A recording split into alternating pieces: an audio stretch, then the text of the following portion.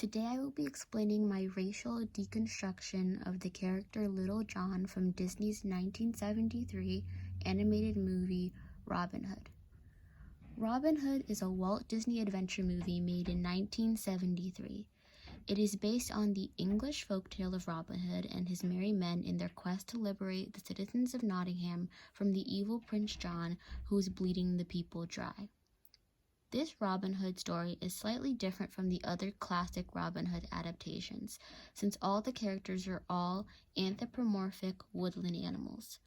The titular character of Robin Hood is played by a clever and charming fox, while his close companion in his mischief is a brown bear named Little John. Targeted to children, the movie was a direct-to-VHS movie part of the Walt Disney Classics home video line. Generally, the film is well liked. Many do criticize its lack of Disney magic feeling, as though it was good, not great. Though many believe Robin Hood popularized the sly yet likable fox in many animated movies moving forward, like Fantastic Mr. Fox and Zootopia. In the original story of Robin Hood, Little John is characterized as a large English man who is just as capable and strong as the hero Robin. The defining trait of Little John was his loyalty to Robin in the most trying of circumstances. The foundation of the characters are very similar to the original Little John, except for his role in the story. Little John of Disney's Robin Hood is a large bear, clever and good-natured, but clearly comedic relief. One part of racialization is accent and mannerisms. Some characters in the animated movie have a distinct American accent, while others, like Robin Hood, have a classic English accent. The characters with an American accent are typically the lower-class residents of Nottingham, like the struggling Friar Tuck and the impoverished Rabbit family, while the Prince and Maid Marian have a regal English accent.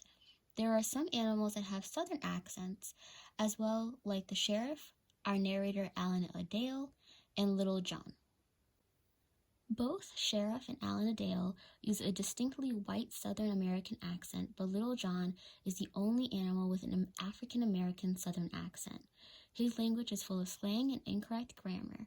In some of the first dialogue we hear from Little John, he says, "You know something, Robin, I was just wondering. Are we good guys or bad guys? Are robbing the rich to feed the poor?" The voice actor for Little John, Phil Harris's voice, has been described as talking blues, while popularized by the white majority, is distinctly from Black Southern culture. Many of the aspects of Little John's characterization fall under a homemaker archetype that can be racialized. We see Little John cooking, doing laundry, and giving advice to Robin. This isn't an inherently demeaning or degrading job, but with the charming, carefree outlaw lifestyle that Robin Hood leads, it feels out of place. While the story makes us believe Robin and Little John to be equals, we never see Robin doing any homemaker activities.